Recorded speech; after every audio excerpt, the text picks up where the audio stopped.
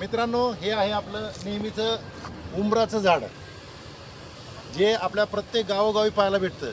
पण मी तुम्हाला आज एक अशा पद्धतीचं उंबराचं झाड दाखवणार आहे, जे तुम्ही यापूर्वी कधीही पाहिलेलं नसेल.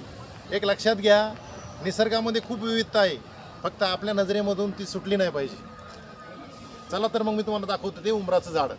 या झाडाचं वैशिष्ट्य म्हणजे हे उंबरवर्गीय झाड आहे. पहा, म्हणजे उंबराचा रंग आपण नेहमी हिरवा पाहतो, पिकल्यानंतर त्याला लालसर रंग येतो, परंतु हे पिवळसर असलेले हे फळ आहे. पहा, हे दुर्मिळ फळ आहे आणि याला आयुर्वेदामध्ये खूप महत्त्व आहे.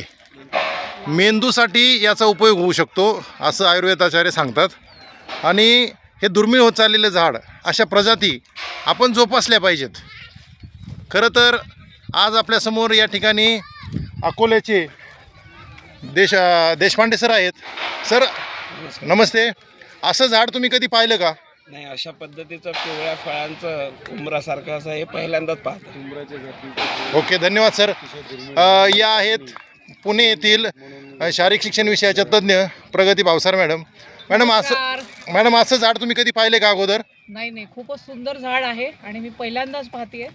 आणि आयुर्वेदात पण याचा उपयोग आहे. आत्ता असंच वाचलंय मी, आत्ता जस्टच वाचलंय. त्याच्यामुळे मला वाटतं याचं संवर्धन करणं गरजेचं आहे. धन्यवाद मॅडम. महाराष्ट्र शासनाचा शिवछत्रपती अवॉर्ड दिला जातो. ते अवॉर्डी असणारे तो अवॉर्ड जिंकलेले डॉक्टर मंगेश व्यवहारे सर आपल्यासमोर आहेत. तर अमरावतीहून आहेत. पाहते सर, अशा पद्धतीचं झाड तुम्ही कधी पाहिलं का? नमस्कार. अजिबात नाही. आणि मला सांगताना आनंद होतो की जेव्हा आपण बाहेर वनक्षेत्रांमध्ये फिरतो, अशा काही दुर्मिळ झाडांची माहिती जेव्हा आपल्याला मिळते, निश्चितच हा चांगला उपक्रम बोडके सर करत आहे की सगळ्या मुलांपर्यंत, सगळ्या लोकांपर्यंत हा पोचला पाहिजे. आणि हे अतिशय दुर्मिळ झाडाचं महत्त्व सर्वांपर्यंत पोचलं पाहिजे.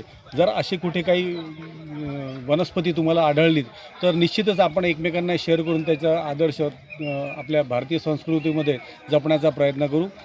खूप छान, धन्यवाद. भरगच्च लागलेली ही फळं आहेत. पहा, आणि हे पिकल्यानंतर अशा पद्धतीने लाल होतं आहे.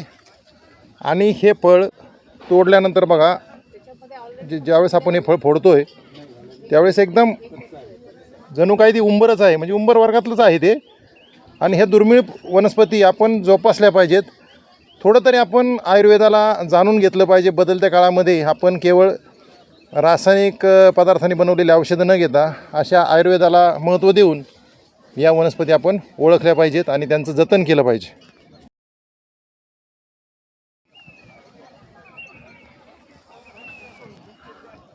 मित्रांनो, असं हे दुर्मिळ झाड तुम्ही कधी पाहिलं आहे का? जर कुठं पाहिलं असेल तर जरूर त्या झाडाच्या ठिकाणाला टॅग करा आणि सांगा की आम्ही हे झाड या ठिकाणी पाहिलं आहे.